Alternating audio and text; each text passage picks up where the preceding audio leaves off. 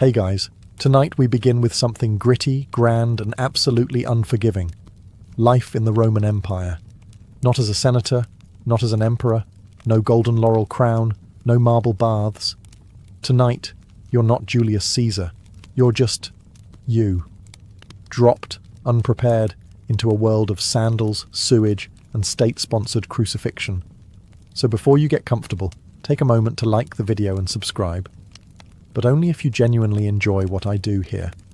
And let me know in the comments where you're tuning in from and what time it is for you. It's always fascinating to see who's joining us from around the world. Now, dim the lights, maybe turn on a fan for that soft background hum, and let's ease into tonight's journey together.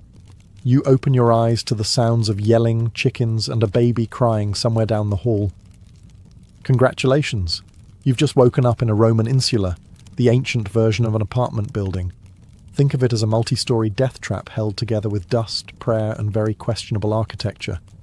You're probably living on the 3rd or 4th floor, which is bad news. The higher the floor, the poorer the tenant, and the more likely your ceiling collapses when someone spills olive oil above you. Your room is small, no bigger than a walk-in closet, with stone walls that sweat in summer and freeze in winter. There's no window, just a little hole that lets in air, smoke, and the occasional pigeon. The mattress, stuffed with straw and lice. The blanket smells like damp wool and regret. There's no furniture, no decorations, and certainly no kitchen. Cooking inside is forbidden. A small fire could ignite the whole building, and fire codes haven't been invented yet. Your only possessions are a clay cup, a worn-out tunic, and maybe a wooden comb if you're feeling fancy. There's no toilet. Not in your room. Not in your building. Your chamber pot sits in the corner, silently judging you. You'll have to carry it down narrow, rickety stairs to empty it into the street gutter, hopefully without slipping and adding your body to the morning offerings. Oh, and the walls. Paper thin. You hear your neighbour praying, coughing, arguing with his wife, and, unfortunately, not arguing with his wife, if you catch my drift. The air is heavy with smoke, mildew, and the distinct perfume of unwashed humanity. Someone's already baking bread downstairs, but you're not invited. The street vendors are yelling prices for figs and fish guts. A distant centurion is barking orders at someone who's probably already bleeding. You're not even out the door yet, and you're sweating, itchy, and possibly inhaling lead dust from the plumbing. Welcome to the Roman workday. You're not an emperor, you're not a gladiator, you're just another poor soul in an overcrowded tenement, trying not to fall down the stairs or anger a city god before noon. And you've still got 23 hours to go. Now that you've survived the climb down the crooked stairs of your insula, it's time to address the second most urgent matter of the morning. Your bladder. There's no bathroom in your apartment, of course. No sink, no flush, not even a bucket with dignity. Instead, you shuffle down the street, chamber pot in one hand, modesty in the other, toward the nearest latrina, Rome's version of a public restroom. And calling it public is generous. It's a social club for strangers who don't mind making eye contact while doing their business. You arrive to find a long stone bench with holes cut into it. Beneath the bench, a shallow trough flows with water, just enough to carry away the collective shame of the city's lower classes. You sit if you dare, and hope the person beside you doesn't want to chat. Privacy? Not a thing. Doors? Absolutely not. People treat it like a town square with extra acoustics. Businessmen discuss grain prices while squatting. A retired soldier talks about his sciatica. Meanwhile, you're just trying not to look directly across from you where another man is chewing olives and not breaking eye contact. Then comes the real treat, the tersorium. It's a communal sponge on a stick, kept in a bucket of vinegar or salt water.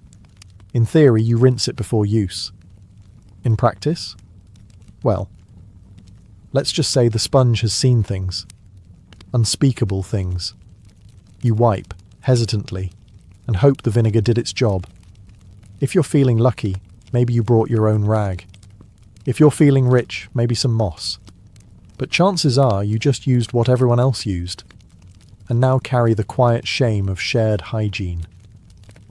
And if you think you can skip this ritual by going in an alley, think again. Public urination laws exist, fines are real, and Roman law enforcement is not known for subtle warnings. Once you're done, you wash your hands. Wait, no you don't. There's no soap, no running water, just a rinse from the communal basin that's seen more fingers than a handshake competition. You leave the latrina feeling lighter and slightly more dead inside. But hey, that's Rome. And now it's time for breakfast, if you can call it that. So, you've done your morning business and managed not to fall into a gutter or get arrested. Impressive. Now it's time for breakfast, the most important meal of the day unless you're Roman, in which case it's more of a polite formality before work and misery. Welcome to the Irontaculum, a Roman morning feast that consists of precisely two things: stale bread and watered down wine. Sometimes there's cheese, sometimes there's olives, but mostly there's just disappointment. Forget about coffee. The Romans didn't have it. No eggs, no bacon, no pancakes, and certainly no oat milk lattes. Breakfast is not meant to be satisfying. It's meant to not kill you. Your bread is likely panis rusticus, a rough, chewy lump of grain and grit baked yesterday or the day before. It's dense enough to qualify as a weapon and textured like limestone. The wine is diluted, because even they knew that being drunk before sunrise in ancient Rome was a bad idea, unless you were a senator. There's no kitchen in your apartment, so you eat this meal standing in the street or squatting beside a fountain, alongside other equally unenthused citizens gnawing on bread like flavourless tree bark. If you've got a bit of oil or a smear of garum, Rome's famously salty fermented fish sauce, then congratulations, you've added aromatic horror to your already bleak meal. If you're wealthy, maybe you get fruit or honey. But you're not. You're a normal Roman citizen, just rich enough to not be enslaved and just poor enough to envy your neighbour's broken jug of goat milk. Sometimes vendors walk by selling hot chickpea fritters or honeyed pastries, and for a moment you feel hope. But you remember your coin pouch is emptier than a gladiator's sympathy, so you bite your bread and pretend it's cake. And this is how the day starts, with carbs, mild dehydration, and a growing realization that you're about to walk 7 miles on Roman sandals with nothing but stale crumbs in your stomach and a buzz from last night's leftover wine. It doesn't get better, because now it's time to go to work. After your hearty breakfast of bread and mild despair, it's time to face the Roman workday. And let's be clear, unless you're a senator, a poet with a patron, or one of the lucky few who inherited land from a dead uncle with no heirs, you are working, and you're doing it hard. You might be a labourer, porter, potter, bricklayer, street cleaner, or if your luck's truly sour, a sewer worker. Rome needs a lot of things: roads, aqueducts, temples, baths, and someone has to build them. That someone, you, with your bare hands, under the sun, wearing sandals that provide all the arch support of a soggy leaf.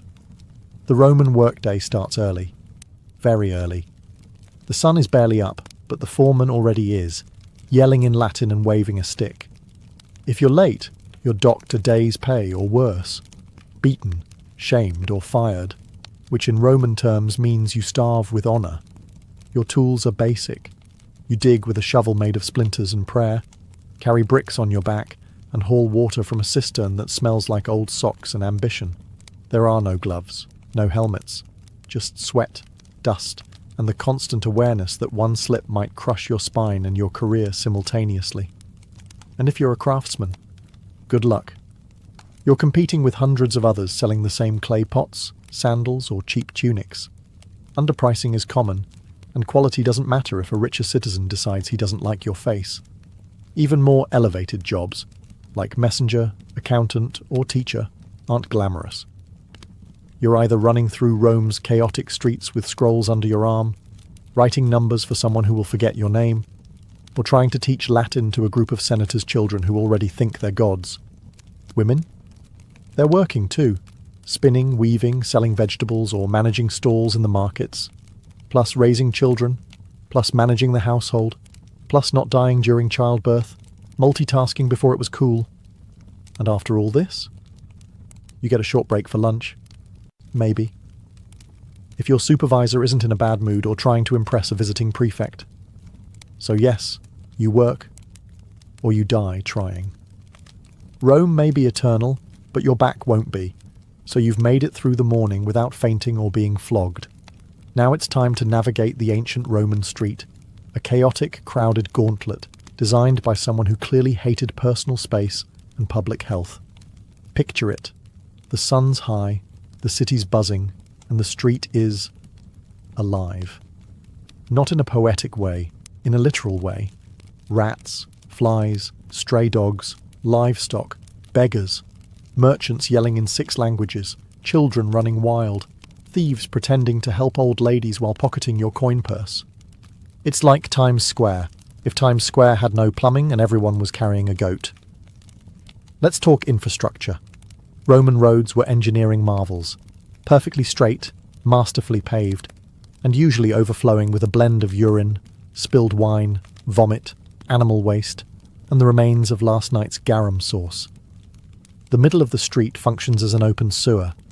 Step off the raised footpath without looking, and congratulations. You've just baptized your sandal in the holy waters of human misery. Wagons clatter by with no speed limits, no crosswalks, and zero chill. They don't stop for pedestrians. In fact, Roman law actually banned heavy cart traffic during the day in the city, which means drivers race through at night, in the dark, without brakes, like charioteers on a deadline. If you're not crushed by wheels, you'll be bumped by elbows, baskets, or an angry fishmonger shouting about spoiled eels. Then there's the air, thick with smoke from cooking fires, incense from temples, the scent of public latrines wafting on the breeze. Oh, and dead animals. Sometimes people just leave them there. If a dog drops in the forum, someone might just toss a cloth over it and walk away. And don't forget public spectacles, spontaneous brawls, impromptu protests, or a politician's parade that blocks traffic for hours while trumpet players blast off-key fanfare in your face. So yes, the Roman street is alive and out to get you. Slip on a fig, get hit with a runaway cart, or accidentally offend a patrician's pet monkey, and your day could end faster than Caesar on the Ides of March. And you were just trying to go buy lentils. You're sweaty, dusty, and desperately craving a splash of something cold. The good news? You live in Rome, a city renowned for its aqueducts, those magnificent engineering marvels that carry fresh water from the hills straight into the heart of the empire. The bad news? That water doesn't care about you. Unless you're wealthy enough to live in a domus with your own private fountain, you're sharing water with thousands of your closest coughing, sneezing, not washing their hands neighbours. Your options are the public fountains, where everyone fills their jars, washes their feet, and occasionally dunks a child for fun or hygiene. And by hygiene we mean a wet version of hope. If you want to wash up, your best option is the thermae, the Roman public baths. They're everywhere, and everyone uses them. Sounds civilized, right? But here's the thing. The water cycles through multiple pools with no soap, no chlorine, and very little shame. You'll be sitting in a tepid bath with a dozen other men, none of whom believe in modesty. Conversations are loud, political, and occasionally naked. A man might try to sell you socks, while another cleans his ears with a stick. And the water, it's been through everyone. If you were hoping to feel clean, think again. You're marinating in bacteria with a hint of eucalyptus. Also, fun fact, the plumbing system often uses lead pipes. Yes, lead. Romans were obsessed with engineering, but not chemistry. Over time, that convenient indoor plumbing could cause all kinds of delightful side effects like anemia, gout, infertility, and, if you're truly lucky, madness. Want to drink something safer? Wine. Seriously. Water is viewed with suspicion, especially in the poorer districts where contamination from latrines and street runoff is common. So wine is diluted and consumed throughout the day by men, women, and children alike. Because what better way to survive a crumbling empire than with a gentle buzz? So yes, Rome brought water into the city before most of the world knew what a pipe was. But for the average citizen, it's a gamble every time you drink, bathe, or rinse your toes. Enjoy your aqueducts. Just don't trust them. Welcome to the Roman Empire, where pain isn't just a possibility, it's the background music of your entire life. You stub your toe, no ice, no painkillers. You grit your teeth and keep going until it either heals wrong or falls off. Break a bone? You wrap it in a dirty rag and try not to breathe too hard. Get a splinter? Good luck. That's how infections start and how you might end. Roman society isn't big on comfort. There are no ergonomic tools, no padded seats, no concept of taking it easy. If you're a labourer, you're lifting bricks with a hernia and a prayer. If you're a soldier, you march 20 miles a day with bleeding feet and a scorpion bite on your thigh. If you're a woman in childbirth, well, welcome to agony. Your midwife might know a chant. That's about it. Every part of your body is one misstep away from becoming an open wound or a cautionary tale. And unless you live near a temple with a very dedicated priest, your best option is homemade ointments, herbal smoke, or simply ignoring the problem until it resolves itself, or you get resolved into a grave. There's no such thing as anesthesia. Surgeries are performed while you scream into a block of wood. Dislocated shoulder? It's popped back in by a man named Marcus, who learned from watching someone else fail at it. Dental work? Picture a blacksmith. Now picture your mouth. That's the scene. And if you're enslaved or poor, people don't even pretend to care. You could be bleeding out on the side of the road, and the best you'll get is, "Don't stain the mosaic." Even upper-class Romans embraced pain as proof of virtue. Stoicism was the philosophy of the day. Enduring suffering without complaint was seen as noble. If you cried over a broken arm, you weren't just in pain. You were weak. Real Romans suffer silently, then write poetry about it later. So yes, pain is always on the table, and it usually comes without warning, without remedy, and definitely without sympathy. On that cheerful note, let's take a look at what happens when you actually go see a Roman doctor. So, you've hurt yourself. Maybe it was the infected blister from yesterday's work, or maybe you tried to shave with a bronze blade and now your chin looks like a gladiator training ground. Either way, it's time to seek medical attention, which, in ancient Rome, is less about healing and more about surviving the attempt. Let's begin with the basics. Roman medicine is a chaotic mix of Greek theory, mystical guesswork, and a surprising amount of leaves. The core belief? The body is ruled by 4 humours: blood, phlegm, yellow bile, and black bile. Feeling off? One of them is out of balance. The solution? Drain something. So your doctor, who may or may not also be your barber, immediately reaches for the leeches, or a knife. Because bloodletting is the default treatment for everything from migraines to moral failings. Have a cough? Let's open a vein. Depressed? We'll just drain some sadness out of your arm. Surgery? Oh yes, it exists. Roman surgeons had scalpels, forceps, and even bone drills. What they didn't have were anesthetics. You stay conscious through the whole procedure, gripping the edge of a wooden table while a man in a dirty toga digs into your flesh with the confidence of someone who once saw a scroll about it.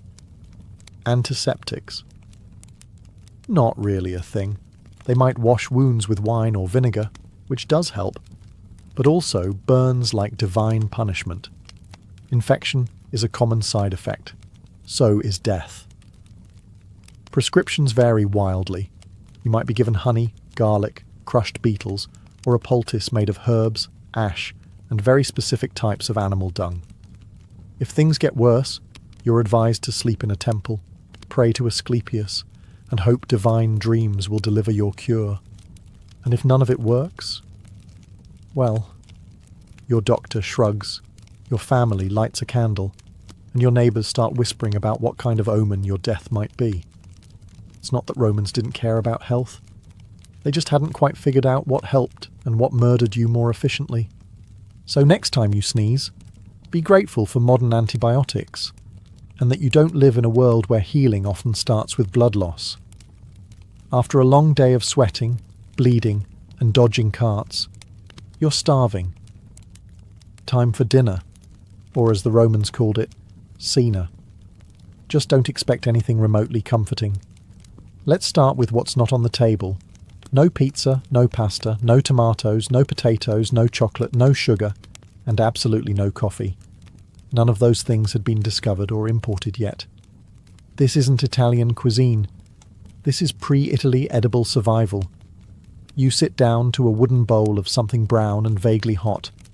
It's probably pulse, a porridge made of spelt, beans, or lentils. It tastes like wet gravel with a hint of herb, if you're lucky. If you're not lucky, it tastes like wet gravel without the herb. Protein is rare unless you caught it, trapped it, or fished it yourself.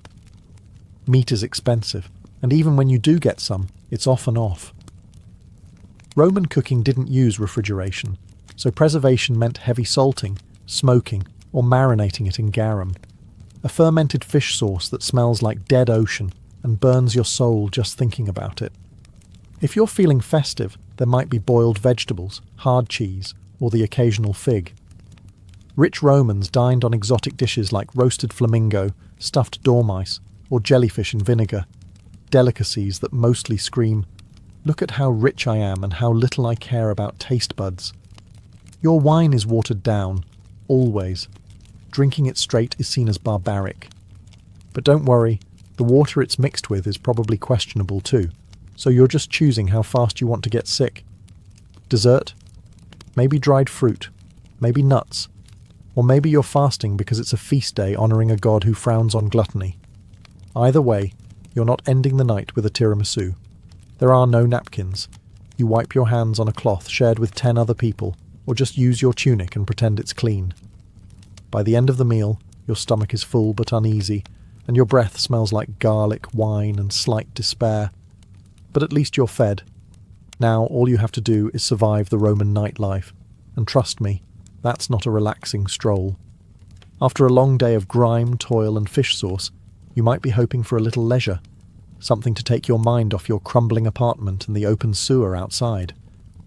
Well, good news. You're in Rome, where entertainment is everywhere. Bad news? Most of it is horrifying. Let's start with the main event. The Colosseum, the crown jewel of Roman engineering, and the place where your soul quietly dies.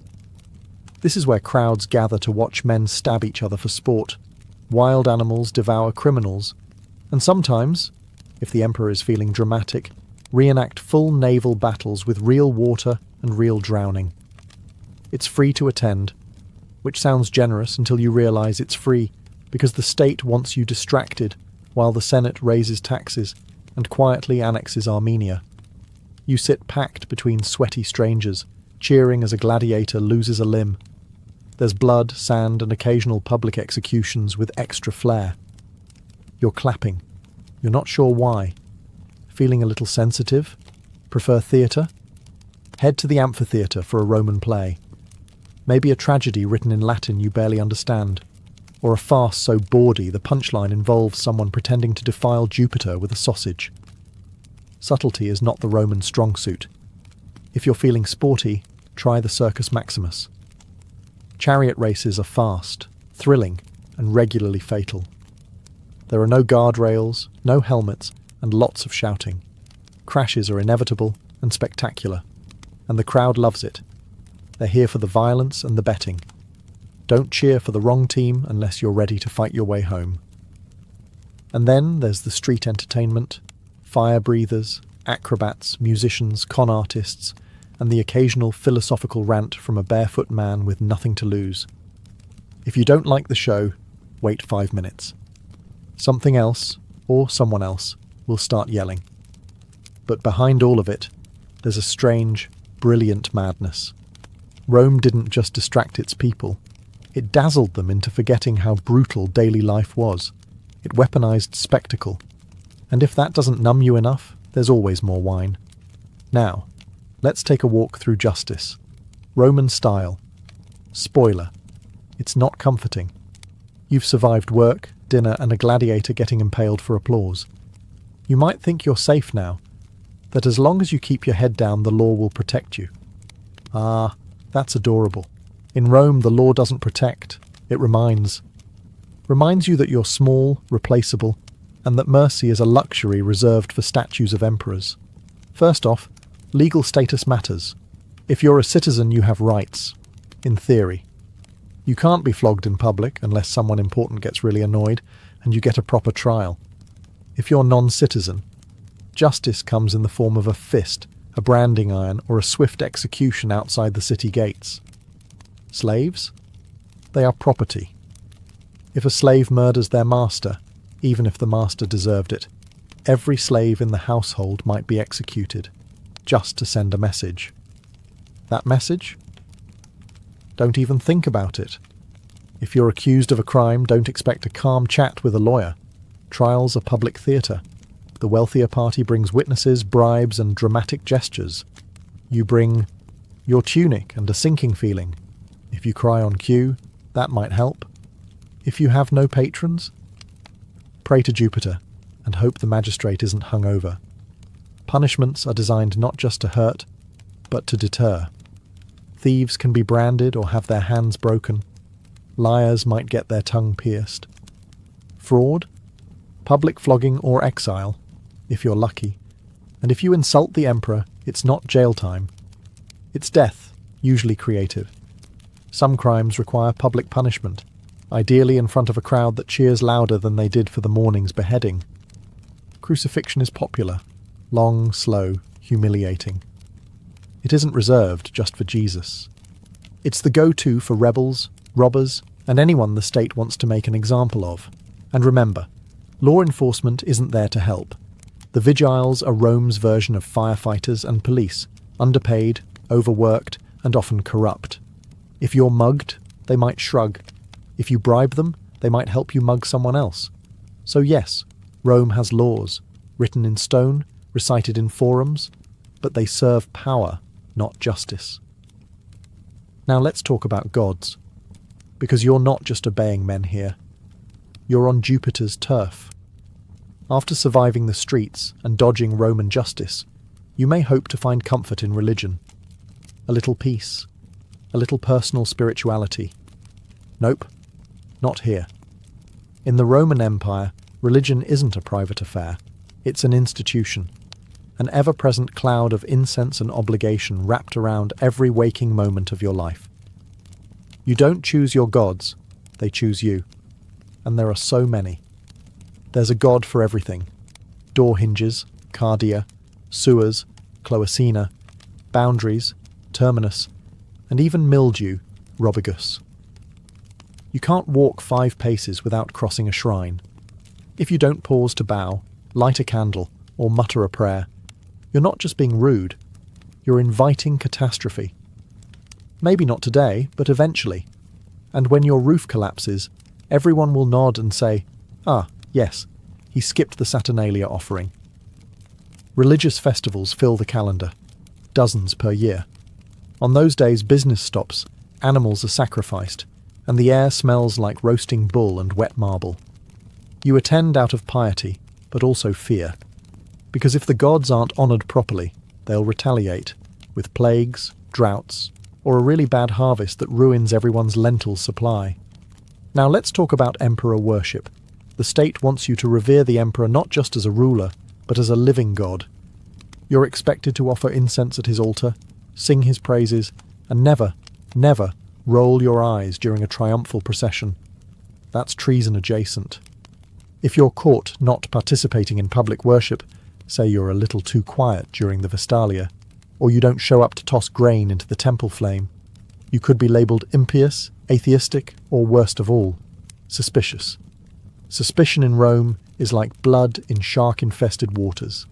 And if you're part of a foreign cult, you'd better keep that under wraps unless it's officially approved. The state doesn't like unfamiliar gods unless they bring wine, taxes, or new soldiers. Roman religion isn't about belief. It's about ritual. You don't have to feel it. You just have to do it. Correctly. On time. And in public. And you better smile while you sacrifice that goat. Speaking of social performance, let's climb the greasy pole of Roman ambition in the next chapter. You've bowed to the gods, avoided a lawsuit, and survived a public bath without contracting something mythical. But here comes the most exhausting part of Roman life: the social hierarchy. A brutal, finely tuned machine where every word, gesture, and sandal strap placement could make or break you. Roman society is a ladder, but it's covered in oil and lined with daggers. At the top are the senators, old money, togas with purple stripes, and land ownership so vast it has its own postal code. Below them, the equestrians, the wealthy business class. Then come the plebeians like you, the struggling middle and lower classes. Below that, freedmen, slaves, foreigners, and the guy who accidentally insulted a statue of Augustus once. Want to move up? You'll need patrons, powerful individuals who protect you in exchange for lifelong loyalty, errands, favours, and the occasional vote. It's like having a boss, godfather, and landlord rolled into one charmingly condescending package. Each morning, you visit your patron's home as part of the salutatio. You wait in line with other clients, praise his haircut, maybe compliment his son's toga, then beg for a favour, usually money, food, or a recommendation. If you're lucky, he tosses you a coin and lets you carry his litter through the forum. Congratulations, you're now connected. Every move you make is watched and judged. Your clothes must be clean, not fashionable, just clean. Your speech must be proper. Your friends, carefully selected. And whatever you do, don't show ambition. That makes people nervous. If you rise too quickly, others will conspire to knock you back down, socially or literally. Networking is warfare. Gossip is currency. The wrong comment at a banquet can end your career. The right marriage can save your entire bloodline. But you better play it carefully. Love is for poets. The rest of Rome marries for alliances and estate access. And even if you climb high, don't get too comfortable. One bad harvest, one missed ritual, one jealous rival, and it's all over. You won't even hear the dagger coming. Now, the sun is setting. Surely things calm down at night, right? Not in Rome. The sun dips below the rooftops of Rome, and for a fleeting moment you think, maybe now, finally, you can rest. But nightfall in the Roman Empire isn't a time for peace. It's a shift in tone. From noisy and chaotic to dark and downright lethal. First, let's talk about lighting. There isn't any. Unless you're rich enough to burn oil lamps all night, and few are, most people rely on moonlight, memory, and blind hope to find their way through the labyrinthine alleys of the city. If you trip and fall, no one's helping. They might just take your shoes. The vigiles, Rome's official night watchmen, are supposed to patrol the streets, prevent fires, and stop crimes. In practice, they're overworked, underpaid, and often more interested in napping than heroics. Some are brave, most are bribable, and all of them are outnumbered. Criminals know this. Thieves, muggers, and the occasional bored ex-gladiator roam the shadows, looking for easy marks. If you're walking home alone, you're the easy mark. It doesn't matter who you are. Unless you're armed, fast, or invisible, you're at risk. And then there's fire. Rome's greatest nighttime terror. Insulae, those charming death trap apartments you sleep in, are made of wood and dreams. Cooking after dark is illegal for this reason, but laws mean little to a hungry tenant. A single overturned lamp can reduce an entire block to ash in hours. The Great Fire of 64 CE didn't start itself, but once it did, it raged like Mars in a bad mood. You might think your building is safe, until you smell smoke at midnight and realise there's no organised evacuation plan. You grab your one tunic, your chamber pot, and maybe your dignity, and sprint for your life down a collapsing staircase. And if it's not fire or thieves, it's noise. Drunken parties echo through the streets. Processions for obscure gods parade by with drums and shouting. And if a senator's mistress is upset, everyone within a 3-block radius knows. Sleep in ancient Rome is a luxury. Silence is a myth. And safety? That's reserved for the wealthy, the armed, and the extraordinarily lucky. But hey, morning's almost here. You just have to survive one more night. And then repeat. The sun sets on Rome, and with it you might expect a moment of calm, a breeze, a quiet meal, maybe even sleep. Think again. Rome doesn't go silent at night. It simply shifts into something darker, louder, and more dangerous. The city never truly sleeps. It prowls. Let's start with fire. Roman buildings, especially the tall wooden insulae where the poor live, are tinderboxes waiting for a careless oil lamp or cooking fire to turn them into ash. There's no real fire department, just the vigiles, who are part firefighter, part night watch, part deeply underpaid janitor. They carry buckets and hope. If your apartment catches fire, you might be rescued, or you might become a cautionary tale in tomorrow's gossip. Then there are the thieves, cut purses and pickpockets who treat the moonlight like a hunting license. Rome's alleys are narrow and unlit. Torches are expensive. If you must walk after dark, you're doing so by feel, by instinct, and hopefully not by yourself. Don't carry anything shiny. Don't make eye contact. And whatever you do, don't get caught between two drunken gladiators arguing about someone's missing sandal. Speaking of drunk, the city's nightlife is booming. Taverns spill over with cheap wine, loud music, and men shouting bad poetry about Mars and women they'll never impress. Fights break out. Dice games end in blood. And sometimes an angry noble decides to settle a grudge by having a slave beat someone in the street. You hide in the shadows and pretend you didn't see anything. If you're a woman walking alone, good luck. Rome is not kind to unchaperoned females after dark. The streets belong to the desperate, the reckless, and the dangerously bored. Trying to sleep isn't much better. Your insula creaks like it's thinking about collapsing. Rats scurry through the walls. Your neighbour coughs like a dying goat. Somewhere nearby someone is screaming, either from passion, murder, or both. You press your face to a sweaty pillow and pray to Mercury for silence. But there is no silence in Rome. Not for you. Because in the Roman Empire, even the darkness is loud. And when dawn comes, you'll have to do it all again. You woke up in a crumbling insula, survived public toilets, chariot traffic, gladiator gore, lead poisoning, leeches, religious festivals, burning rooftops, and half-cooked lentils soaked in fermented fish sauce.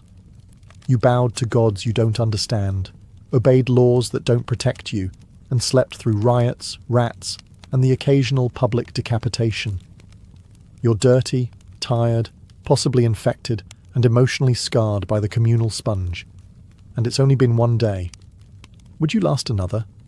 Honestly, no, you wouldn't. Most modern humans, with our air conditioning, antibiotics, and 5-minute delivery windows, would crumble by lunchtime. You'd give up before the second round of garum. And yet, the Romans did it. For centuries. Because here's the maddening, magnificent thing. In the middle of all this filth, brutality, and noise, Rome worked. Somehow. They built cities, roads, aqueducts, libraries, temples, and amphitheatres. They expanded their empire across continents. They administered laws, developed philosophy, mapped the stars, performed surgeries, and invented concrete. Concrete. That stuff still holds up better than most modern buildings. They created systems that shaped Europe and beyond for 2,000 years. Latin became the root of half the languages you hear today. Their architecture inspired cathedrals, parliaments, and college campuses. Their political concepts, republics, senates, veto power, still echo through modern democracies. But it came at a cost. For the average Roman, not the emperors, not the marble-bathed elite, daily life was a hard-fought grind. And yet they endured. They adapted. They didn't have a choice. Because Rome wasn't made of gold. It was made of sweat, fear, ambition, and survival. Layer by layer, person by person, century by bloody century. And that's why it lasted. You'd be begging to go back to modern plumbing and antihistamines by mid-afternoon. You'd trade your entire denarii pouch for a hot shower and a chair with a back on it. And that's okay. You don't need to survive ancient Rome. You just need to understand it. And maybe, just maybe, appreciate that someone, somewhere, once walked those same filthy streets and helped build the empire. So you could sit here today, clean, safe, and mildly horrified. Imagine being a Parthian princess in the 2nd century BCE. You've got royal blood in your veins, a name fit for legend, Rhodogoon, and more importantly, you live in a world where your family spends more time fighting rebels than hosting dinner parties. Rhodogoon wasn't born into peace and pearls.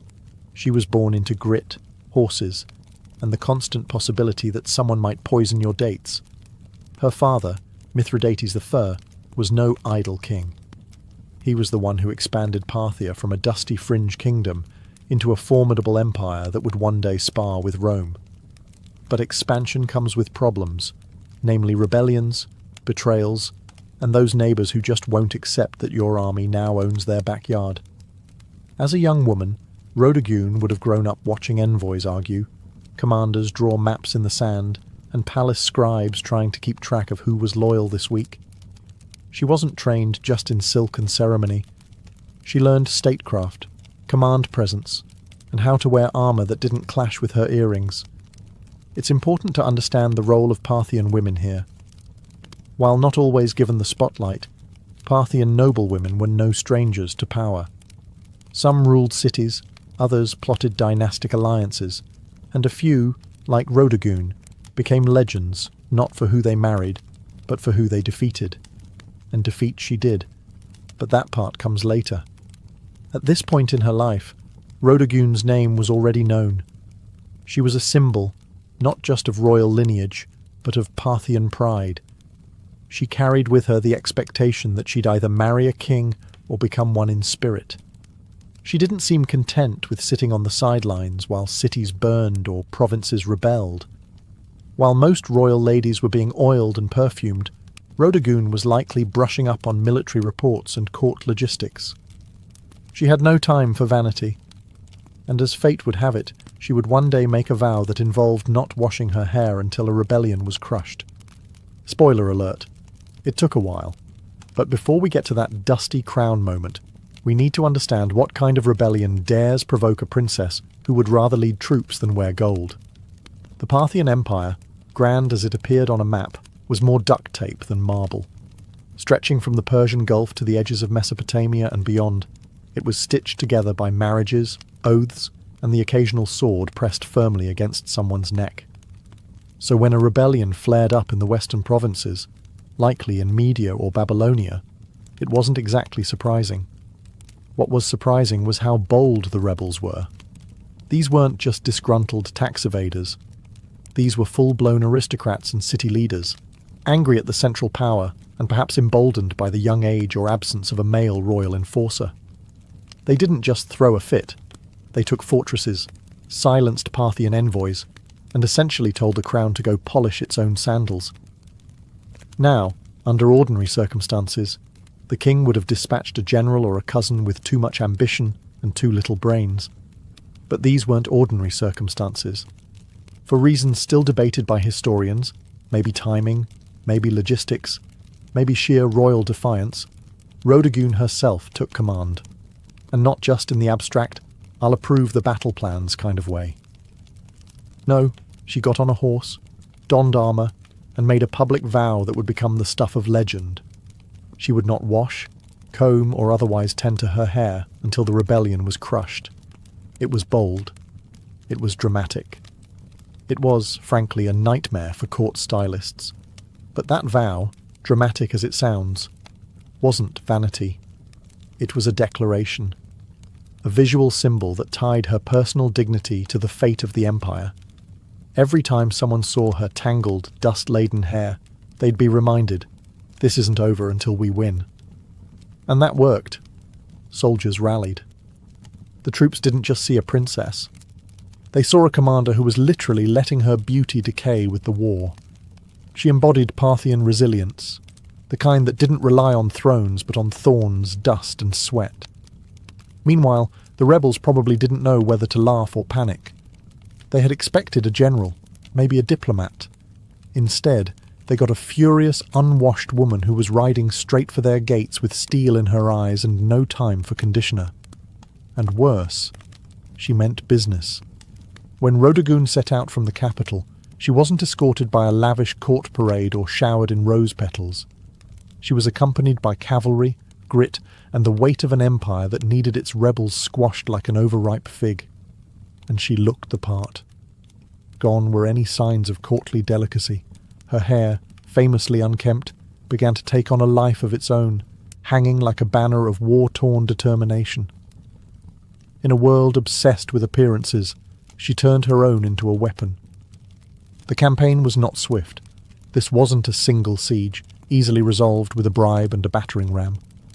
The rebel cities were fortified and confident. They had expected hesitation from the central power, not a battle-hardened woman galloping through the dust with fire in her gaze. But Rodogun didn't waver. Her military instincts were sharp, perhaps sharper than many of the men who had led before her. She employed classic Parthian strategies, mobility, feigned retreats, and hit-and-run raids. Her forces would appear at the edge of a rebel-held city, vanish like smoke, and return a day later from an unexpected flank. Reports suggest her soldiers admired her not just as a symbol, but as a tactician. She didn't ride behind the lines.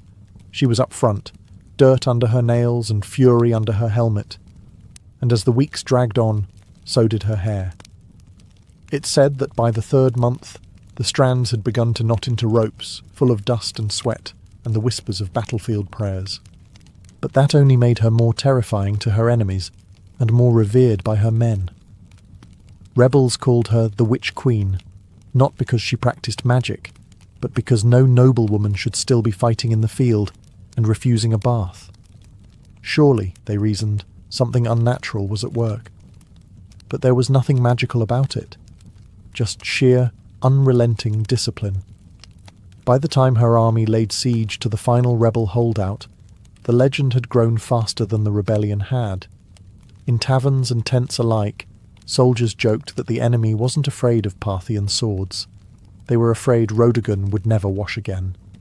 And truth be told, they weren't entirely wrong. The last stronghold of the rebellion loomed ahead, a walled city rumoured to be impenetrable, where the rebel leaders had dug in like ticks on a dog.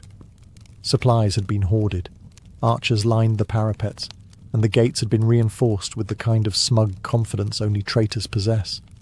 They believed they could outlast Rodogun. Big mistake. By now her appearance was legend. Word had spread not just through the empire, but into enemy territory.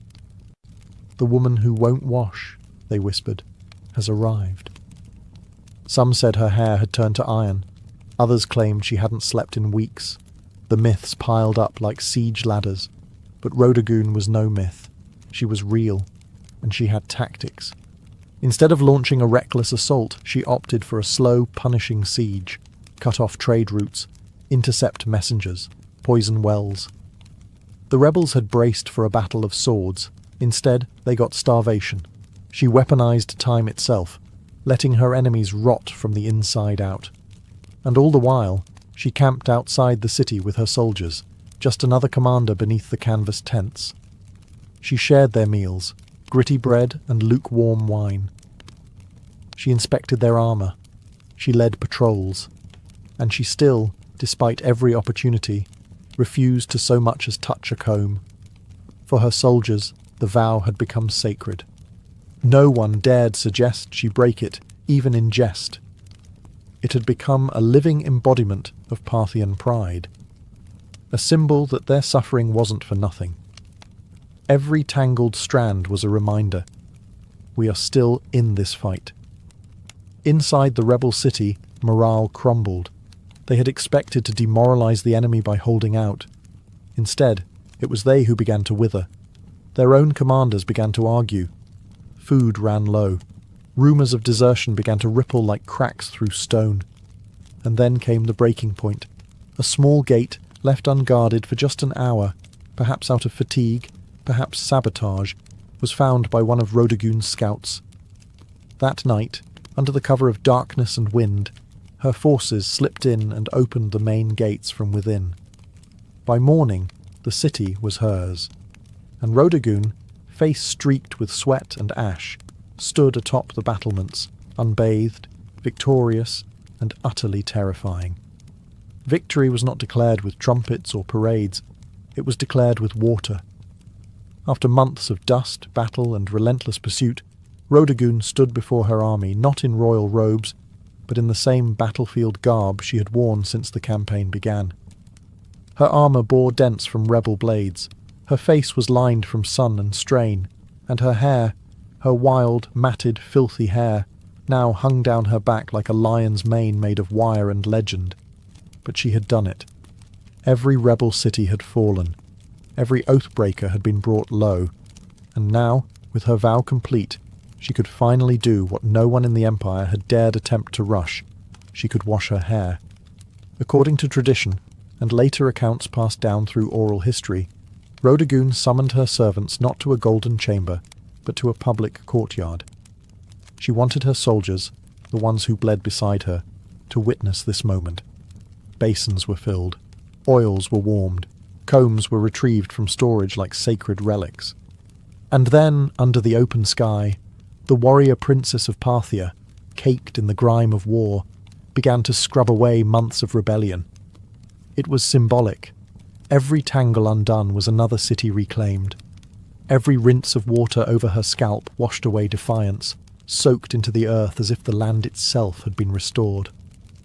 Some say she wept. Others say she laughed. But what no one disputed was the silence among the troops as they watched. Hardened men, scarred and sunburned, stood like statues as Rodagun emerged from her ritual transformed. No crown was placed on her head. She didn't need one. The dust had become her diadem. The act of not washing had become more powerful than any jewel. And in that moment, Parthia didn't just have a princess. It had a symbol. She could have returned to court in triumph, let the scribes compose flattering odes, allowed nobles to fall over themselves in praise. But she didn't rush back to luxury. She stayed with her troops a while longer. She dined with them. She listened to them. She knew that her legend had just begun, but she didn't want it forged in gold. She wanted it forged in memory. After the hair-washing that became an event for the ages, Rodagun could have ridden straight to the capital with fanfare, banners, and enough propaganda to last a century. But she didn't. Instead, she took the long route back, deliberately visiting the cities she had reclaimed one by one, walking their streets, inspecting their defences, and ensuring no embers of rebellion still glowed beneath the ashes. This wasn't mere ceremony. It was strategy. Rodagun knew the danger of victory, how quickly it can melt into complacency. Empires don't fall from defeat alone. They fall from forgetting why they fought in the first place. She wanted the rebels and loyalists alike to understand that Parthian strength wasn't just cavalry and coin. It was embodied in her very presence, a woman who chose hardship over comfort and earned loyalty by example, not decree. And loyalty she received. Everywhere she went, people gathered not to gawk at royalty, but to stare in awe at her. Not polished, not perfumed, but real. She didn't bring fear. She brought accountability. She asked for reports, heard complaints, paid for supplies out of her own war coffers.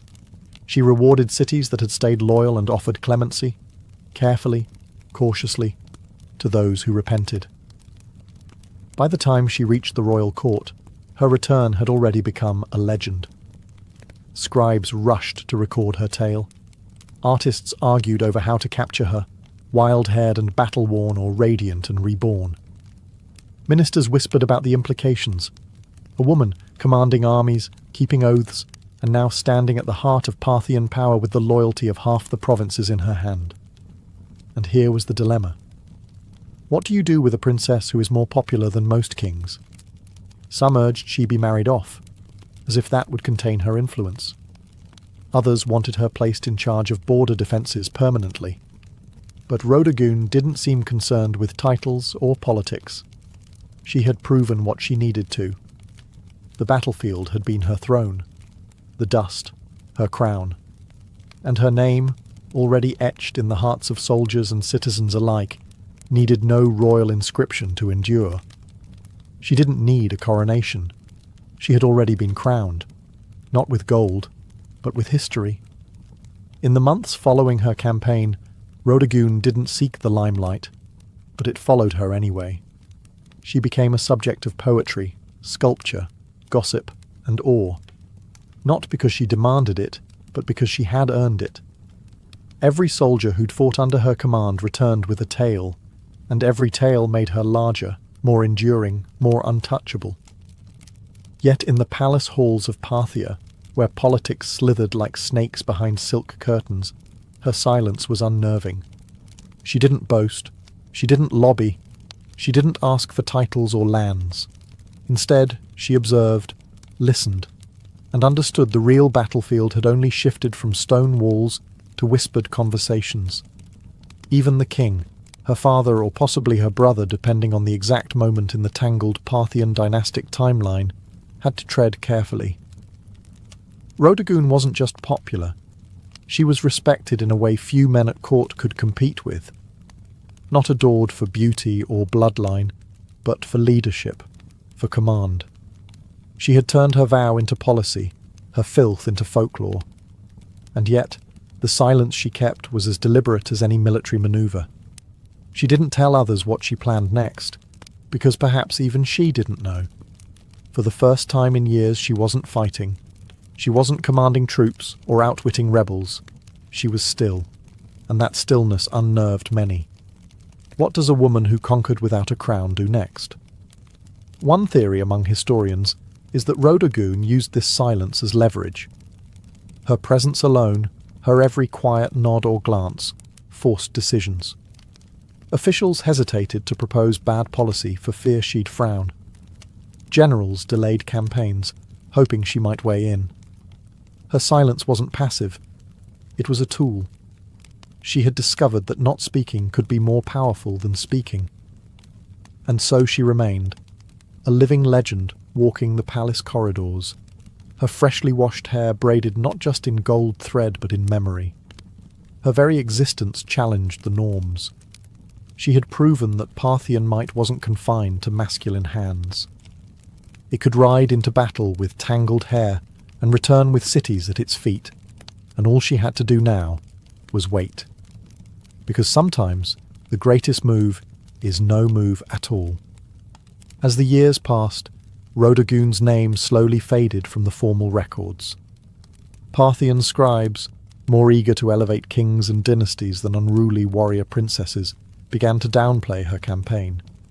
The silence she once used as a weapon now became the excuse for erasure. No grand mausoleum was raised in her name.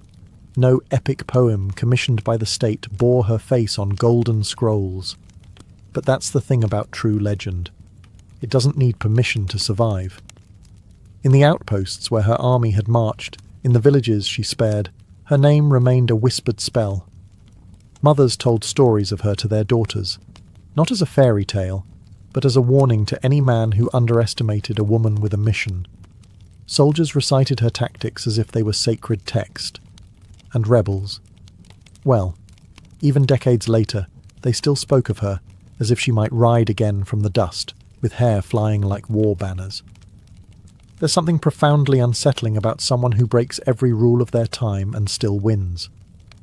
Rhodagoon wasn't content to be decoration in a court. She didn't play the flute, paint birds, or practice the refined art of being quietly ignored. She burned through her time like a comet, and then vanished just as quickly.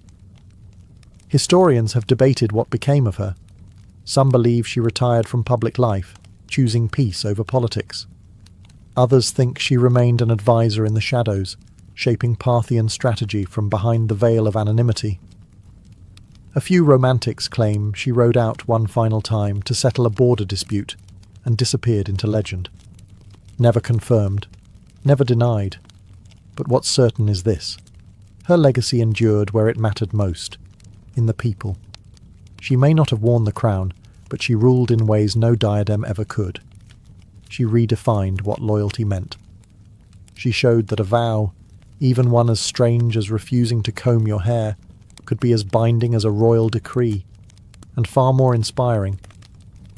And though history books may offer her only a footnote, the dust of Parthia still remembers her, because you don't need a marble statue to be eternal. You just need to keep your vow and win. Centuries after her death, Rodogun's story remains a paradox, well known in whispers, yet elusive in ink. No towering statue bears her likeness, no royal tomb sings her praises in carved stone.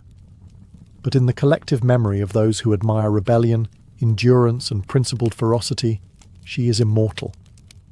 Not in the way kings are remembered, but in the way forces of nature are.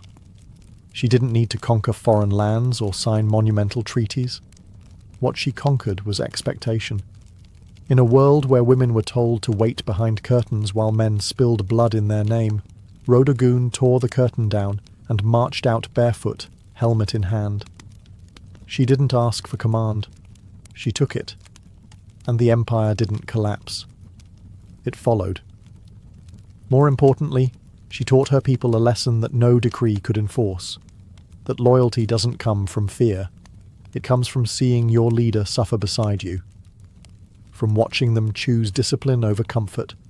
From watching them keep a vow longer than anyone thought possible. She wasn't perfect. No legend is. But her story endures precisely because it wasn't polished or clean. It was tangled, muddy, honest, like her hair on that final day of victory. In that filth was dignity. In that vow was a vision of leadership stronger than any title. When her soldiers looked at her, they didn't see a princess. They saw someone who believed in the fight more than her own vanity. And that's the part history couldn't quite erase. Even now, long after Parthia has crumbled and its cities turned to sand, her name returns in moments of resistance. Artists revive her. Writers search for her footprints. A vow not to wash until victory. It sounds absurd to some, but to those who've had to claw their way through injustice, it makes perfect sense. Rodogun was never about glamour. She was about grit. And in the end, it was the dust that crowned her, not gold. Dust. The same substance emperors try to escape in death, yet the very thing she wore like a badge of honour. She was forgotten by kings, ignored by chroniclers, but remembered by the dust. And that's where legends truly live, not in stone, but in soil. Before empires clashed and blood soaked the sand, before kings trembled at her name, Tomyris was simply a daughter of the wind, born to the raw, open steppe. The land she came from was not gilded in marble or echoing with philosophy. It was brutal, free, and endlessly vast. This was the world of the Massagetae, fierce nomadic horse archers who rode like spirits of the plains, their lives shaped by survival, honour, and war. We know little of Tomyris's childhood, but we can imagine the rhythm of it. She would have learned to ride before she could run, to shoot before she could speak in full sentences. Among the Massagetae, girls were not caged in tents or veiled by silence. They trained beside the boys, rode with the warriors, and grew up with iron in their blood. To lead, one had to bleed. And Tomyris, even as a young woman, bled for her people. Her tribe worshipped the sun and sky, lived off their herds, and buried their dead with weapons, ready for battle in the afterlife. They had no cities, no golden temples, but they had pride.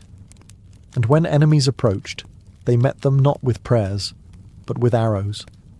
Tomyris likely came to power after the death of her husband, who may have ruled the tribe before her. But what's certain is that when the moment came, she didn't inherit leadership. She seized it. In a time when most women were considered property, Tomyris commanded an army. She negotiated with kings. She dared to speak as an equal. And if they didn't listen, she made them. She was more than a queen. She was Shahmat, the steppes' checkmate, a war chief in bronze and leather who would soon face the greatest empire on earth. But power, especially for a woman, never comes without consequence. As Tomyris began to solidify her rule, whispers grew louder. Across the mountains to the south, a king was watching. His name was Cyrus the Great, and he wanted more. The stage was set. The steppe wind howled. And Tomyris, daughter of warriors, would soon ride into legend. While Tomyris reigned over the open steppes, far to the south, a different kind of power was rising. Structured, imperial, relentless. Cyrus the Great, founder of the Achaemenid Empire, had already conquered Lydia in the west and Babylon in the south. His banners flew over deserts, mountains and cities where languages changed every few days' ride. But Cyrus wasn't done. He was a builder of empires, and every builder eventually eyes the horizon. To Cyrus, the Massagetæ were a threat wrapped in opportunity. They weren't rich in gold or cities, but they controlled the northeastern frontier, and that meant access to key lands, resources and trade routes. More importantly, the Massagetæ had something no empire could afford to ignore: pride. And pride, in Cyrus's eyes, could be bent or broken. But Cyrus also knew that brute force wasn't always the best first move. He had a reputation for cleverness, diplomacy, and strategic trickery. So he tried a different approach, one that kings before him had used to dissolve threats without a single drop of blood. He proposed marriage. According to ancient sources, notably Herodotus, Cyrus sent envoys to Tomyris offering an alliance through matrimony. On paper, it was a royal match, the great king of Persia and the warrior queen of the Massagetæ. But Tomyris wasn't naive. She saw the proposal for what it was, not an offer of love or partnership, but a calculated attempt to absorb her people without a fight. She declined, and that rejection didn't sit well in the halls of Persepolis. With the diplomatic games over, Cyrus shifted to his favourite language: war. He ordered his army to cross the Araxes River, the natural barrier that separated Persia from the land of the Massagetæ. He was going to take what Tomyris refused to give. But Tomyris was already preparing. She knew the terrain. She knew how her people fought, on horseback, fast and furious. And most of all, she knew Cyrus wasn't just coming for land. He was coming to crush a woman who dared to say no. The world's most powerful king had declared war, but he had no idea what kind of fury he had just awakened on the steppe. Cyrus the Great, master strategist and seasoned conqueror, believed he could outwit Tomyris. He had faced kings, crushed cities, and subdued nations. To him, the Massagetæ were little more than wild nomads with fast horses and no cities to defend. He didn't realize he was stepping into the path of someone just as cunning and far more furious. Tomyris had warned him. After rejecting his marriage offer, she sent a clear message: cross the Araxes River, and you will regret it. But Cyrus crossed anyway, building a bridge of boats to carry his army into Massagetæ land. Instead of striking immediately, Tomyris pulled her forces back, luring Cyrus deeper into unfamiliar terrain. The Persians found an abandoned camp, well stocked with food, and more importantly, wine, a luxury the nomadic Massagetæ rarely indulged in. It was a baited trap, and Cyrus took it, perhaps thinking the enemy had panicked and fled. Inside the camp, he left a portion of his army under the command of General Harpagus, a trusted officer. As the Massagetæ returned under the cover of night, they fell upon the drunk and unsuspecting Persians with deadly precision. The battle was brutal and swift. Among the dead was Spargapaises, Tomyris' son and a Massagetæ commander. Accounts differ on what happened next. Some say Spargapaises was taken alive and, realizing his capture, begged for death and took his own life.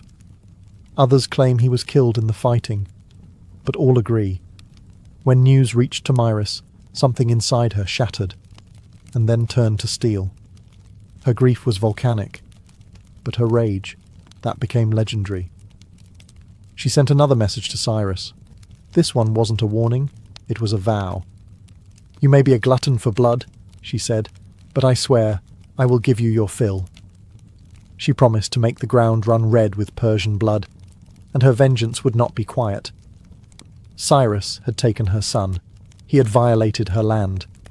Now he would meet not the queen of the Massagetei, but the mother of a slain warrior, and the last face he would ever see. The next battle would not be a skirmish. It would be an execution. The sun rose over the plains like a blade, sharp and blinding. Tomyris stood at the head of her army, no longer just a queen, but a storm given form. Her warriors, hardened by the nomadic life, painted their faces with ash and rage. This wasn't about politics anymore. This was about blood. Cyrus, for all his might, had underestimated the Massagetei. He assumed they would fight like the tribes he had conquered before, chaotic, uncoordinated, easy to crush. But Tomyris had spent her life among warriors. She understood how to strike, not blindly, but with precision. She rallied her forces for a full-scale assault on the Persian invaders. And this time, she wasn't holding back. The location of the final battle is lost to history, swallowed by the vastness of the steppe. But what's clear is that Tomyris launched a ferocious counterattack. Her cavalry swept across the plains like a tide of knives. They fired arrows from horseback, closed in with axes, and fought like people with nothing left to lose. The Persians, battle-hardened, disciplined, and experienced, weren't expecting this level of organized fury. Tomyris didn't just lead her troops, she fought beside them. Her presence on the battlefield ignited her warriors like wildfire. Every strike was driven by vengeance. Every charge was an answer to her son's death. Cyrus tried to hold the line, but it shattered. The Persians were routed. Many died where they stood. Others fled into the endless grasslands, only to be hunted down. And Cyrus the Great, the man who had conquered Babylon, Lydia, and nearly the known world, fell in the chaos. Whether he was slain in combat or captured and executed depends on the version told. But either way, he died on Tomyris's terms. What came next is infamous. According to Herodotus, Tomyris found Cyrus's body on the battlefield, ordered his head severed, and then, in a final act of symbolic revenge, submerged it in a wineskin filled with human blood. "Drink your fill," she said, "of the blood you thirsted for." Was it historical fact or poetic embellishment? Maybe both. But it didn't matter. The message was eternal. Tomyris was not to be conquered. When the dust settled and the grass drank deep the blood of empire, Tomyris stood victorious. A warrior queen who had done what no king or army before her could. She brought Cyrus the Great to his end. News of the defeat sent shockwaves across the ancient world. The mighty Achaemenid Empire, thought to be unstoppable, had been humiliated by a woman from the steppes. The Persians did their best to downplay the loss, but the death of their founder couldn't be ignored. Cyrus's body was eventually returned and buried with honor in the royal tomb at Pasargadae. Yet the stain of his final defeat would linger like a wound on the empire's legacy. For Tomyris and the Massagetei, however, the victory was more than revenge. It was a declaration. They had defended their sovereignty not just with weapons, but with dignity. Tomyris had stood up to the world's most powerful ruler, and she hadn't just survived, she had triumphed. And then she vanished from history. No records survive detailing her later years, her death, or any successors she may have appointed. It's as if, after taking her vengeance, Tomyris simply rode back into the horizon and allowed the wind to carry her legend forward. In the centuries that followed, historians, poets, and chroniclers would try to fill in the blanks, turning her into a symbol as much as a woman. To the Persians, her name was a bitter reminder. To the Greeks, she was a paradox, a barbarian who displayed more nobility than many kings. And to the peoples of Central Asia, Tomyris became folklore, a ghostly queen who rides through the steppe, fierce and unbending, with a sword that remembers. Her legacy would inspire countless depictions across cultures. Medieval manuscripts portrayed her in regal armour. Renaissance paintings imagined her towering over Cyrus's corpse. In every age, she became what people needed: a mother avenger, a wild queen, a lesson in hubris, or a symbol of feminine power. But one truth cuts through the myth: she changed history. Tomyris didn't inherit a throne, she forged it in fire and fury. And for one brief, unforgettable moment, the Steppe Queen proved that not all empires rise. Some fall to the hooves of warriors who ride with vengeance in their hearts. Much of what we know about Tomyris comes not from local Massageté records. They left no stone tablets or royal archives, but from the pen of a Greek, Herodotus, often called the father of history. Writing a century after her time, he immortalized Tomyris in his histories, casting her as a warrior queen of astonishing resolve and terrifying vengeance. But Herodotus wasn't simply reporting facts. He was weaving a story, one part chronicle, one part morality tale. To him and his Greek audience, Tomyris represented the ultimate reversal of imperial arrogance. Cyrus the Great, a man who had conquered half the known world, fell not to a vast army or a rival king, but to a woman who fought not for glory, but for her child. Her victory was almost mythic, and Herodotus treated it as such. He even detailed her grisly revenge: the wineskin of blood, the severed head of Cyrus, and her damning words, "Drink your fill." But was it true? Modern historians debate this endlessly. Some argue that Herodotus exaggerated or even invented parts of the tale, using Tomyris as a narrative tool to humble the Persian Empire, which, at the time of his writing, was still a looming force over the Greek world. Others believe that while the blood wineskin episode might be symbolic, the core event, Cyrus's death at the hands of Tomyris, likely did happen. There's also the question of bias.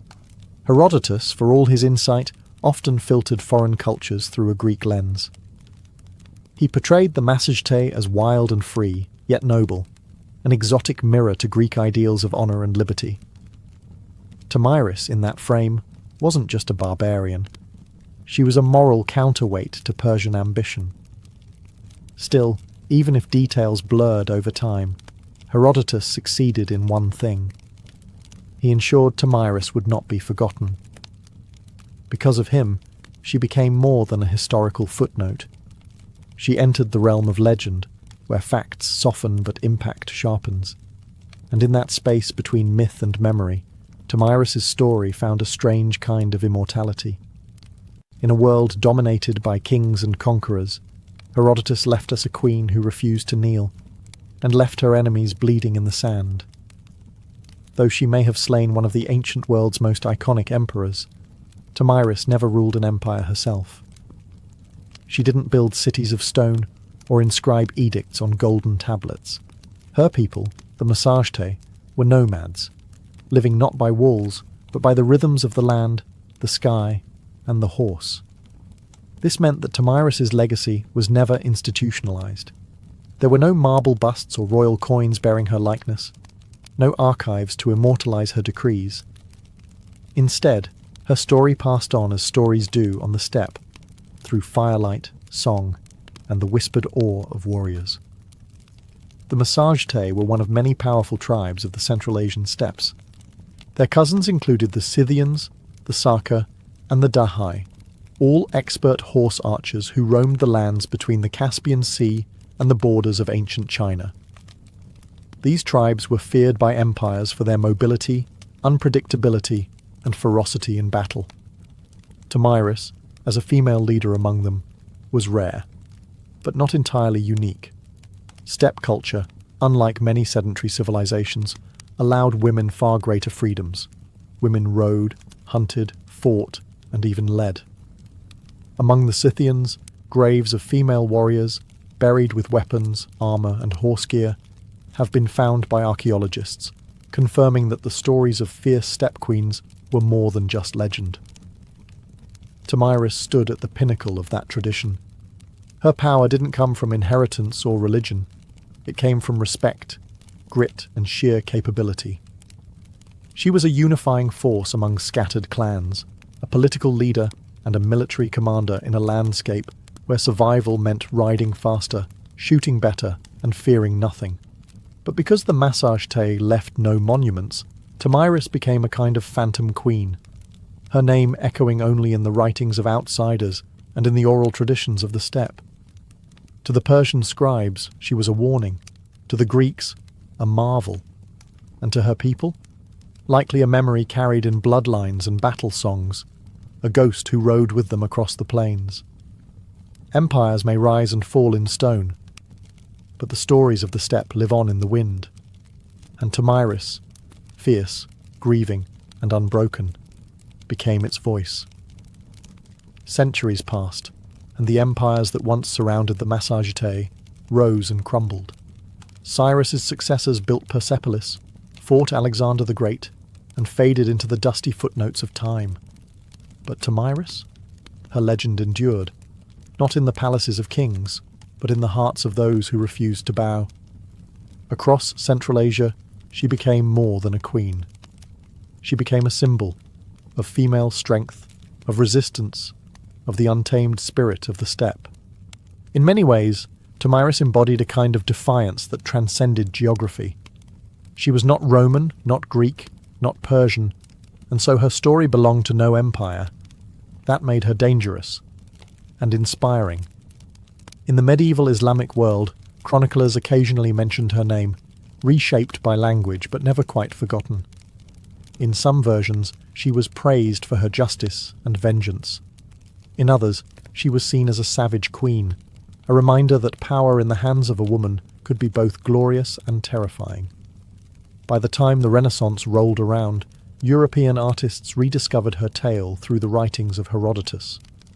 Painters depicted her in elaborate armour, standing triumphantly over Cyrus's lifeless body.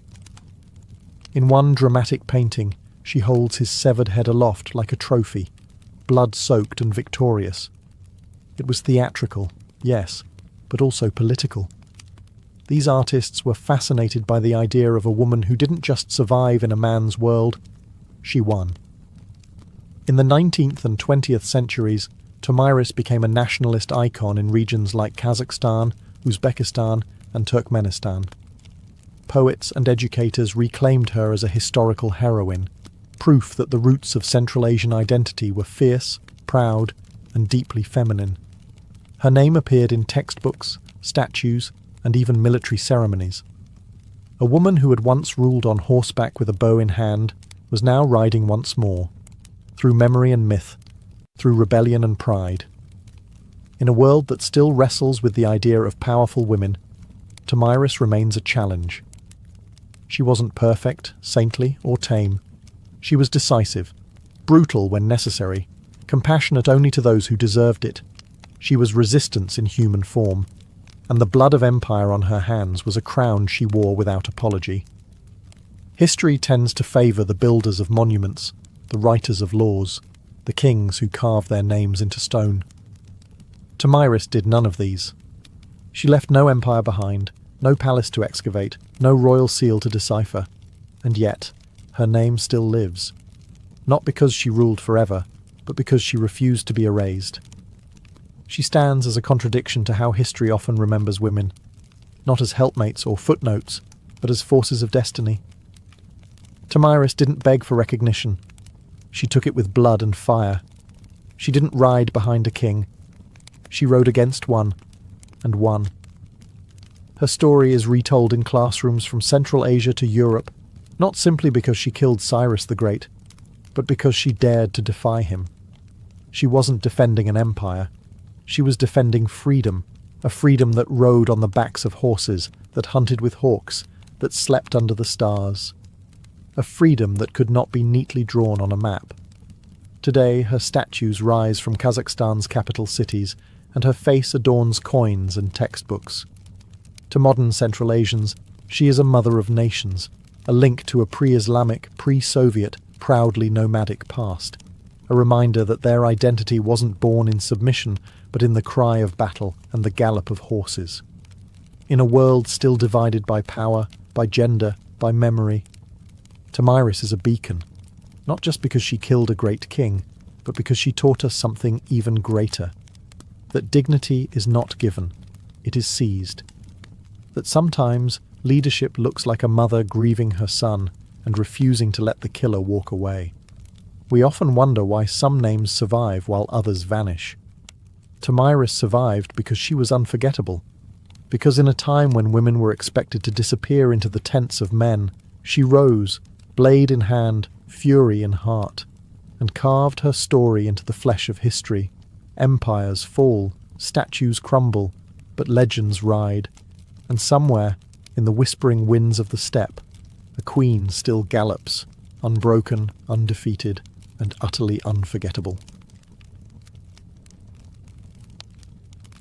In ancient Egypt, beekeeping wasn't a hobby, it was a state-sponsored science with divine approval. Long before modern apiaries, Egyptians had already developed an organized mobile system for managing bees and extracting honey. By 2400 BCE, beekeeping was depicted in detail on the walls of tombs in the sun-drenched necropolises of Saqqara. It wasn't just about harvesting honey, it was a sacred practice embedded in agriculture, medicine, religion, and even the afterlife.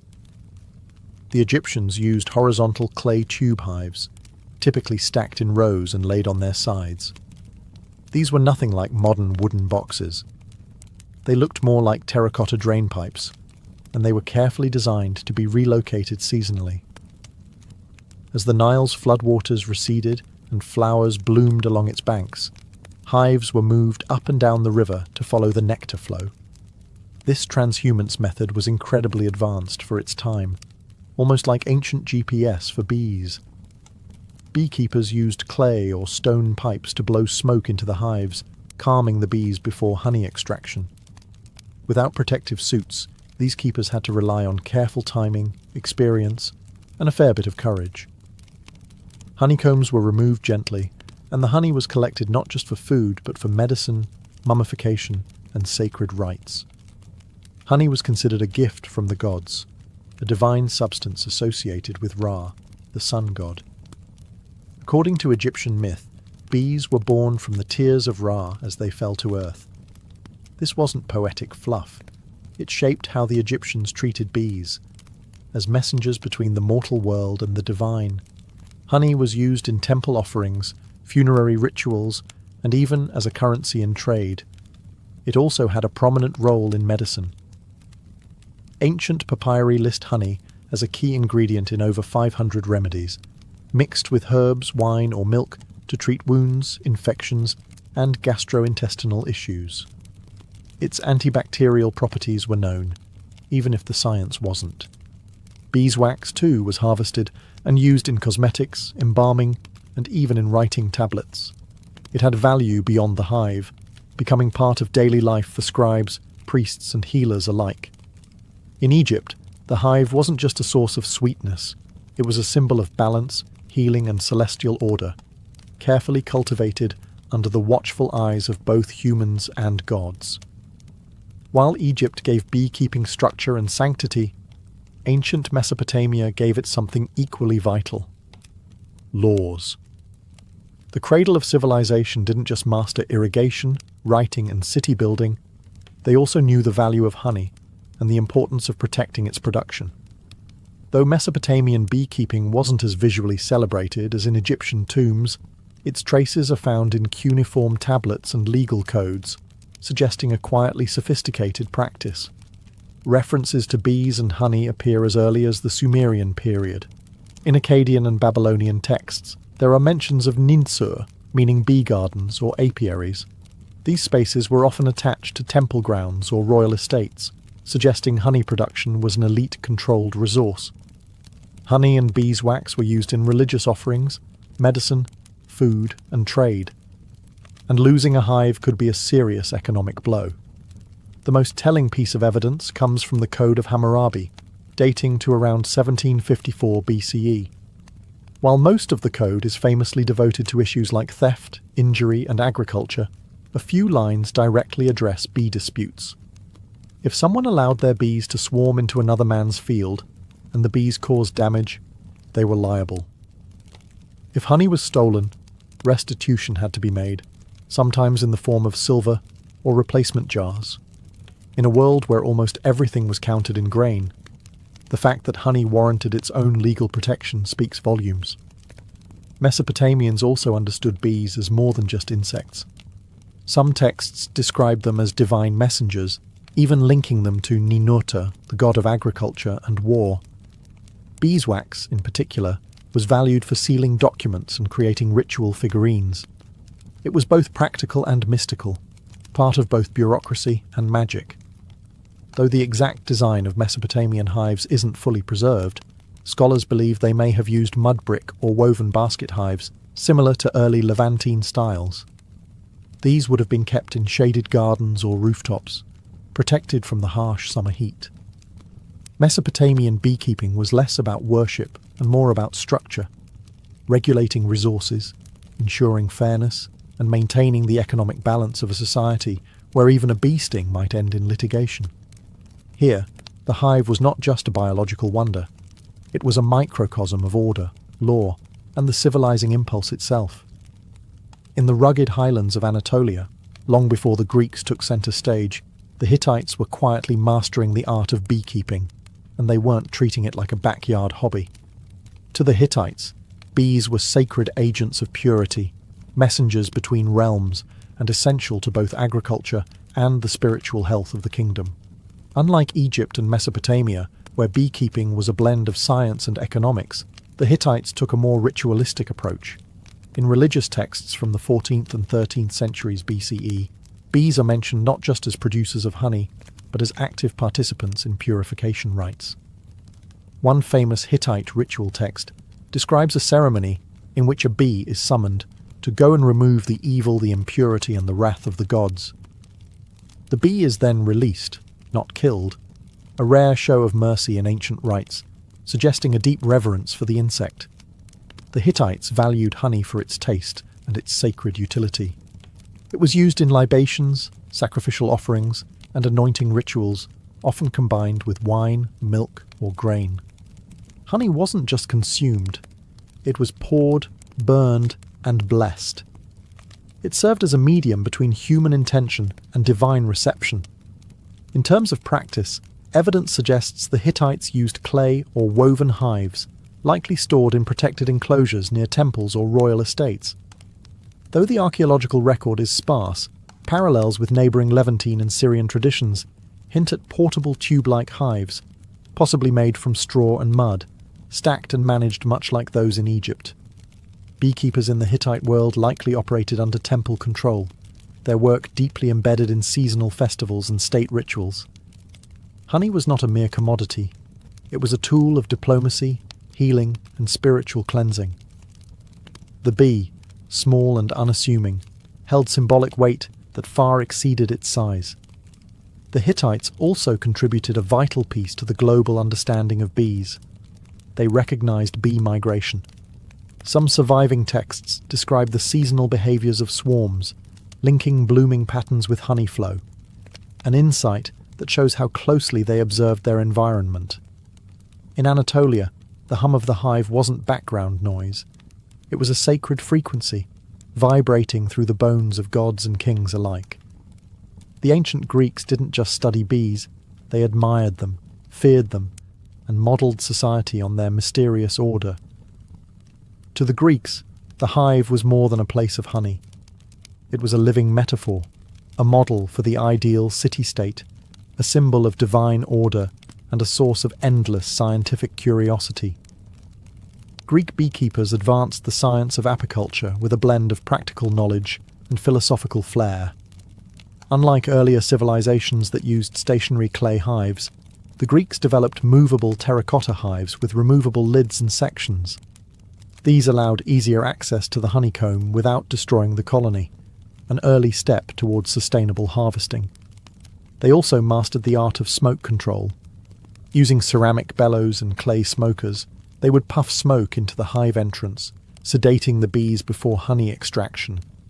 This innovation not only reduced stings, but also preserved the hive's structure, allowing for multiple harvests per season. One of the most influential minds in Greek history, Aristotle, studied bees in extraordinary detail. In his Historia Animalium, he described hive behaviour, noting that bees appeared to have distinct roles. Some gathered nectar, others defended the hive, and one, whom he called the king bee, seemed to lead.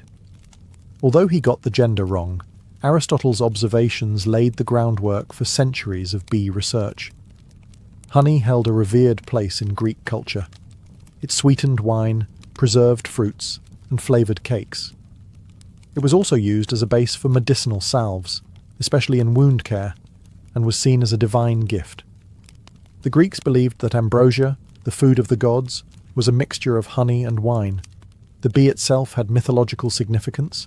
It was associated with Artemis, goddess of wild things, and Demeter, goddess of the harvest. Priestesses of Artemis were even called Melissae, the Greek word for bees. The idea of the bee as a sacred feminine force carried deep symbolic power. For the Greeks, the hive was both scientific marvel and spiritual emblem, a reminder that even the smallest creatures move with purpose, discipline, and grace. In studying bees, they believed they were studying the very laws of nature, and perhaps of the gods themselves. If the Greeks studied bees with wonder, the Romans managed them with ambition. Beekeeping in the Roman Empire wasn't just a cottage industry. It was scaled to match the needs of a civilization that stretched across continents. From the vineyards of Gaul to the hills of Hispania, Rome turned the humble hive into an empire-wide enterprise. The Romans inherited much of their apicultural knowledge from the Greeks and Etruscans, but they expanded it into a formalized agricultural science. Writers like Varro and Columella recorded detailed instructions for building hives, harvesting honey, and relocating colonies. Their treatises describe beekeeping with a startling modernity, including observations on swarm behavior, seasonal cycles, and pest control. Roman hives came in many forms: hollow logs, cork bark containers, clay tubes, and even woven baskets sealed with dung or mud. Flexibility was key. In colder climates, more insulation was needed. In warmer provinces, ventilation was critical. These innovations allowed Rome's beekeepers to adapt the craft across vastly different regions of the empire. To calm bees, Romans employed clay pots filled with smouldering herbs like thyme or oregano. The smoke soothed the hive, and perhaps added a subtle flavour to the honey. Harvesting was done with iron knives, and wax was separated by melting and straining, later used in candles, writing tablets, cosmetics, and even waterproofing ships. Honey wasn't just food, it was everywhere. It was added to wine to make mulsum, used in baking, in sauces for meat and fish, and even as an early energy source for athletes and soldiers. Roman physicians, following Hippocratic traditions, prescribed honey for sore throats, wounds, fevers, and digestive problems. Its antibacterial properties were well known and well used. But perhaps the most Roman thing about their beekeeping was organisation. Large villas often had dedicated honey farms, run by enslaved labour under the supervision of estate managers. Production was recorded in ledgers, and surplus honey was sold in markets or exported to distant provinces. Bees were viewed not just as insects, but as productive citizens of the Roman economy. To the Romans, a well-run hive mirrored a well-run household, ordered, obedient, and endlessly fruitful.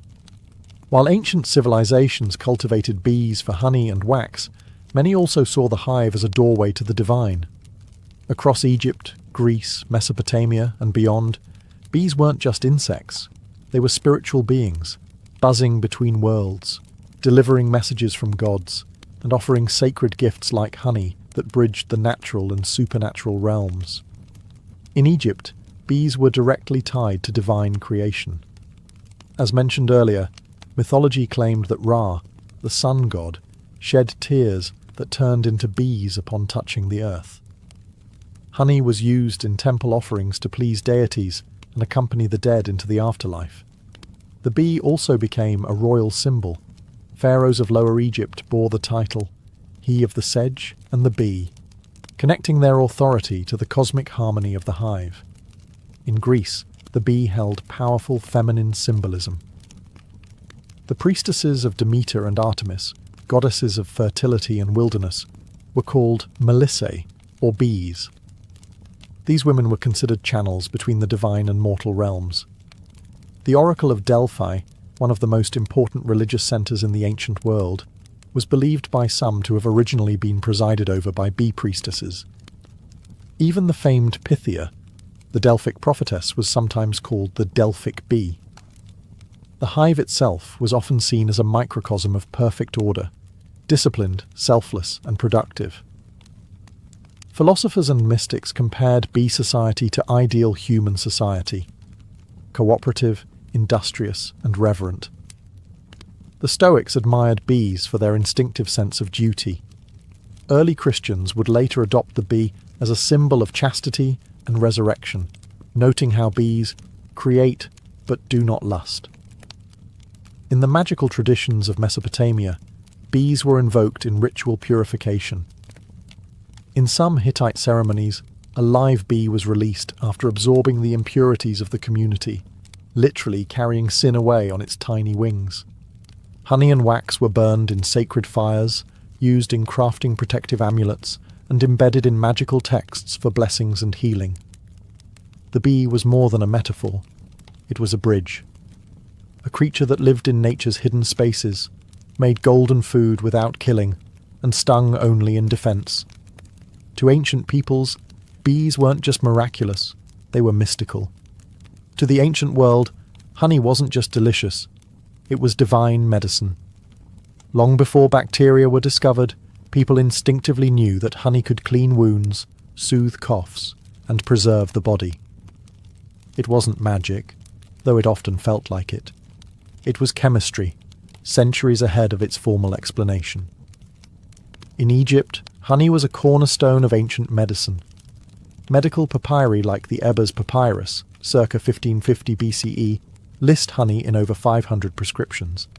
It was mixed with milk, figs, garlic and herbs to treat everything from eye infections to digestive problems. When paired with animal fat or resin, it was applied as a salve to burns and cuts. Doctors knew that wounds treated with honey healed faster and resisted infection, likely due to honey's natural acidity and hydrogen peroxide content.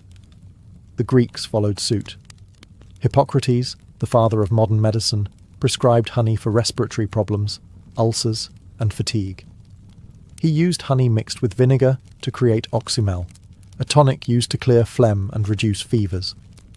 Greek athletes drank honeyed water to boost stamina during Olympic training, believing it restored strength quicker than wine or water alone. In India, the Ayurvedic system held honey, madhu, in high regard. It was classified by taste, source, and medicinal potency. Ayurvedic texts warned against overheating honey, but endorsed it as a treatment for indigestion, colds, wounds, and even poison. It was also used in religious rituals, offered to gods and consumed during sacred fasts for both spiritual and bodily cleansing. The Romans, too, believed in the medicinal power of honey. Pliny the Elder recorded dozens of remedies involving honey in his natural history. It was a base for ointments, gargles, and laxatives, and even used to treat the wounded after battle. Honey mixed with poppy juice was given as a sedative. Roman surgeons kept it on hand to dress wounds and reduce inflammation. Beeswax had its place in medicine too, as a base for plasters, balms, and even dental fillings. Its malleability and resistance to decay made it ideal for sealing and preserving. In short, honey in the ancient world wasn't just sweet, it was life-saving. It healed the sick, preserved the dead, and symbolized purity. It was the pharmacy of the gods, delivered by the wings of bees. Ancient beekeepers were more than farmers. They were innovators, engineers, and keen observers of nature. Across civilizations, they developed specialized tools and methods that allowed them to manage bee colonies effectively, harvest honey sustainably, and even protect themselves from the bees' defensive stings. One of the most important innovations was the design of the hive itself. The Egyptians popularized the use of horizontal cylindrical clay hives essentially large terracotta tubes stacked in rows. These hives were durable, portable, and mimicked natural cavities where bees thrived. Similarly, the Greeks and Romans used terracotta and woven basket hives, some with removable lids to allow access to honeycombs without destroying the colony.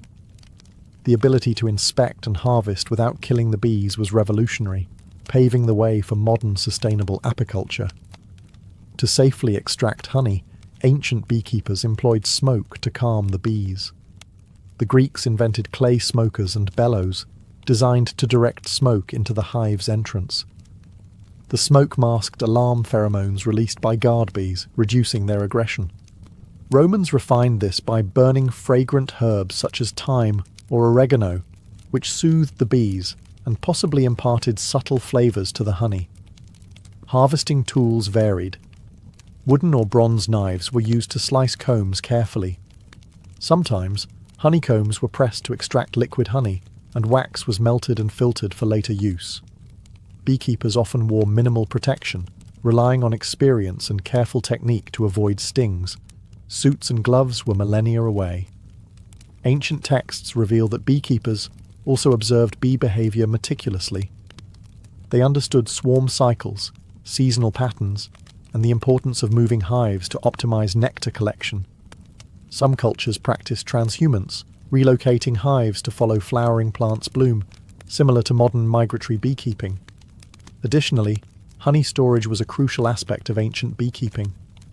Egyptians used sealed ceramic jars to store honey, protecting it from moisture and spoilage. Honey's remarkable shelf life was well known, sometimes lasting centuries sealed within tombs. Even the relationship between humans and bees was carefully managed. Rituals were performed to appease bee spirits or gods, ensuring cooperation and avoiding misfortune.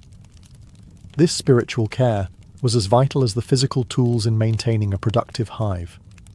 In all, ancient beekeeping was a blend of craftsmanship, natural science, and reverence.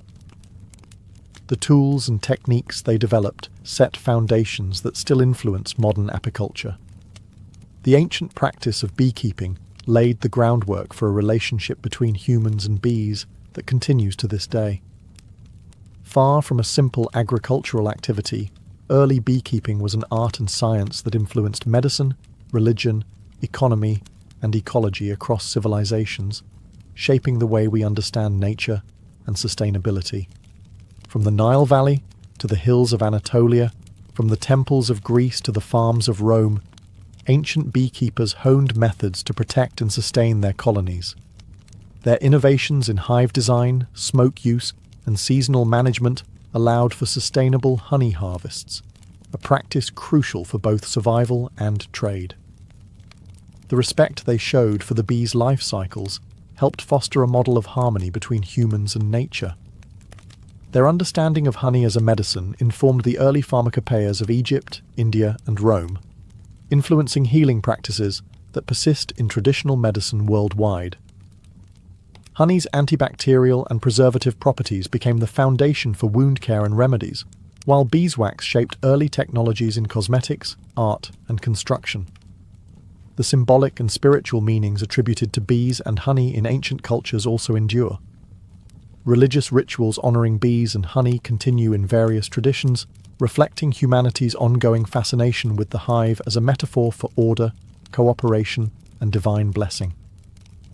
The idea of bees as messengers between worlds or symbols of resurrection permeates art, literature, and folklore across centuries.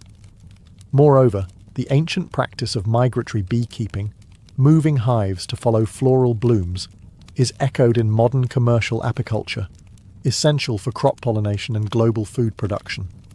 The innovations of ancient beekeepers helped set the stage for today's awareness of bees as vital pollinators and the environmental challenges they face. Despite technological advances, the core relationship remains unchanged. Humans depend on bees for food, medicine, and ecosystem health, and bees, in turn, have shaped human culture, economy, and spirituality since the dawn of civilization. The legacy of ancient beekeeping is a testament to human ingenuity, respect for nature, and the enduring power of collaboration, both within the hive and between species. It reminds us that even the smallest creatures can inspire science, faith, and survival.